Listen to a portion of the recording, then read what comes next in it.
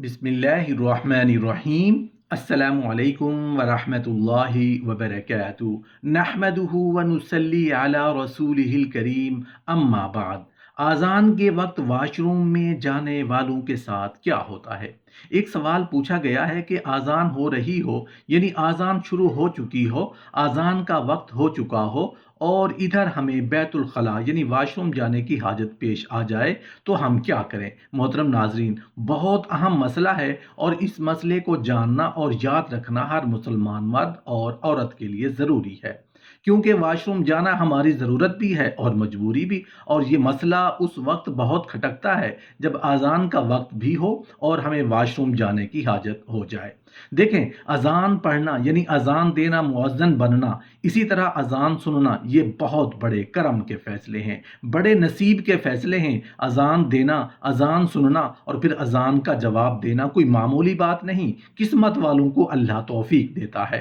ये बहुत बड़ी अल्लाह की आता है कि किसी को अल्लाह अजान पढ़ने वाला बना दे और किसी को अजान सुनने की तौफीक अता फरमा दे और किसी को अजान का जवाब देने की तौफीक अल्लाह रब्बुल इज़्ज़त अता फरमा दे।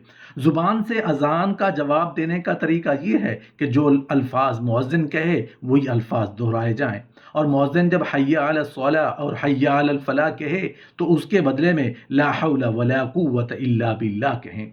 अजान का जवाब मुकम्मल होने के बाद नबी करीम सल्लल्लाहु अलैहि वसल्लम पर दरूद शरीफ पढ़ें और अजान के बाद की दुआ पढ़ें। हज़रत जाबिर बिन अब्दुल्लाह रज़ी अल्लाहु अन्हु से रिवायत है कि नबी करीम सल्लल्लाहु अलैहि वसल्लम ने इरशाद फरमाया, जो शख्स आज़ान सुनकर ये कलिमात कहेगा वो क़यामत के दिन मेरी शफाअत का मुस्तहिक होगा। अजान के बाद की दुआ पढ़ लें और फिर हाथ उठाकर अल्लाह तबारक व तआला से दुआ मांगें तो इंशाअल्लाह वो कभी भी मायूस नहीं होगा। वो जो मांगेगा अल्लाह तबारक व तआला उसे अता कर देगा। जब भी अजान हो रही हो तो आप जो कर रहे हैं उसे वहीं रोक दें और अजान को पूरा सुनिए और दोहराइए। यहाँ तक कि हदीस शरीफ में ये भी आया है कि अगर आप कुरान पाक की तिलावत कर रहे हों और अजान हो रही हो तो आप कुरान की तिलावत रोक दें और अजान सुनकर दोहराइए।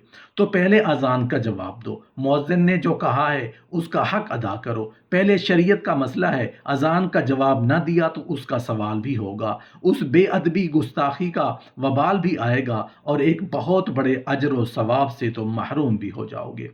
जब आप घर बैठे हैं, इधर अजान शुरू हुई, उधर आपको बैतुल खलाह की हाजत हो गई। अब इस मसला में ये होगा कि अगर तो बैतुल खला जाने की जो हाजत है उस हाजत को आप उतनी देर के लिए रोक सकते हैं कि अजान सुन लें, तो फिर तो बहुत अच्छी बात है।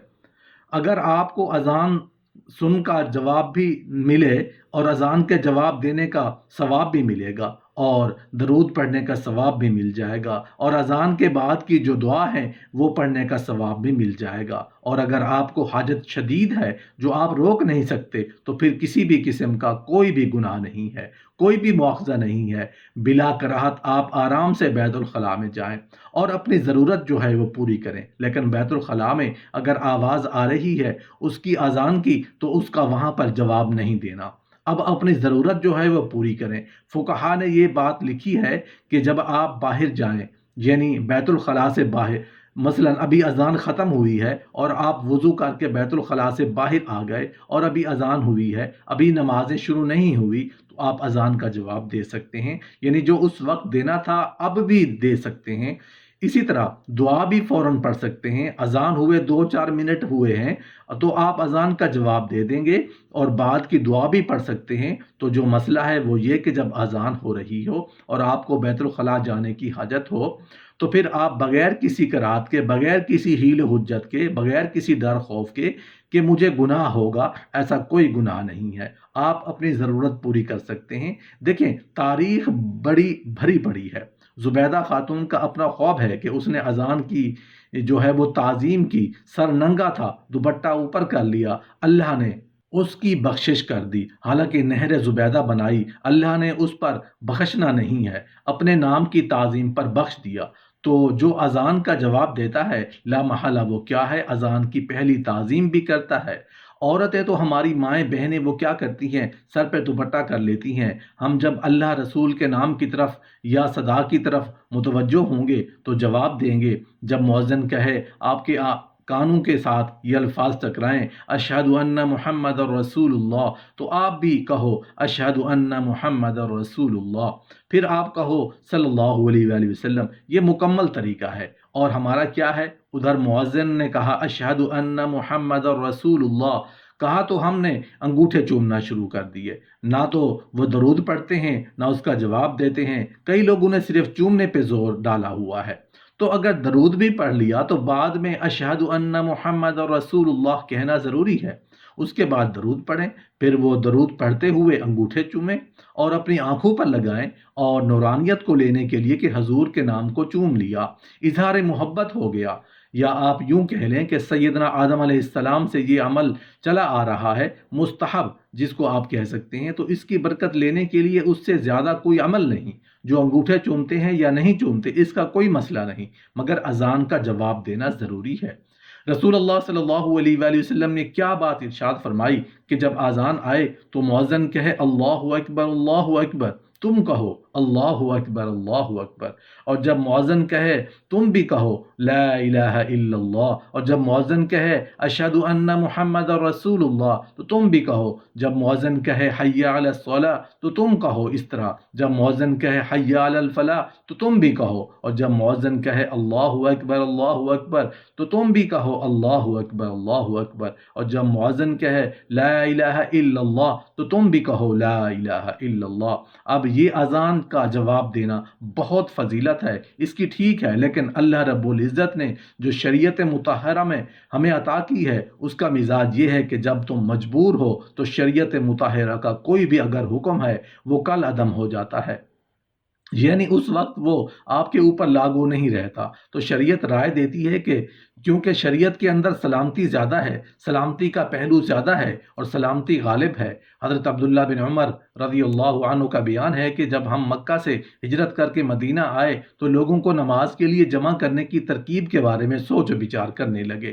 لوگوں نے اپنی الگ الگ رائے پیش کی۔ کچھ صحابہ نے رات کو خواب میں فرشتوں کی زبان سے کچھ ایسے الفاظ سنے، جب انہوں نے اللہ کے رسول سے بیان کیا تو آقا صلی اللہ علیہ وآلہ وسلم بہت خوش ہوئے اور حضرت بلال رضی اللہ عنہ کو بلا کر فرمایا اب نماز کے وقت ہی تم یہی الفاظ بلند آواز سے ادا کیا کرو۔ چنانچہ وہی الفاظ قیامت تک کے لیے آذان بن گئے جو پوری دنیا میں ادا کیے جاتے ہیں۔ حضرت معاویہ رضی اللہ تعالیٰ عنہ کا بیان ہے کہ میں نے اللہ کے رسول صلی اللہ علیہ وآلہ وسلم کو فرماتے ہوئے سنا کہ قیامت کے دن آذان دینے والوں کی گردنیں سب سے اونچی ہوں گی۔ اس بات سے پتہ چل جائے گا کہ یہ لوگ دنیا میں آذان پڑھا کرتے تھے۔ اللہ تعالیٰ کی طرف سے آذان پڑھنے والوں کے لیے بہت بڑا اعزاز ہوگا۔ اسی طرح ایک اور حدیث میں آیا ہے کہ مؤذن یعنی آذان دینے والے کی آواز جہاں تک پہنچتی ہے وہاں تک ساری چیزیں جیسے انسان، جن اور دوسری مخلوق سبھی قیامت کے دن اس کے ایمان کی گواہی دیں گے۔ آذان کی آواز سنتے ہی خاموش ہو جایا کریں اور اذان کے کلمات کا جواب دیا کریں۔ اذان کا جواب دینا واجب ہے۔ اگر کوئی مسجدوں سے اذان کئی مسجدوں سے آواز سنائی دے تو صرف ایک ہی اذان کا جواب دینا کافی ہے۔ خلوص دل سے اذان کا جواب دینے والوں کو اللہ رسول اللہ نے جنت کی بشارت دی ہے، لہذا جب بھی اذان ہو ہم سب ہی کو کچھ دیر کے لیے اذان سننے اور اس کا جواب دینے کے لیے تیار رہنا چاہیے۔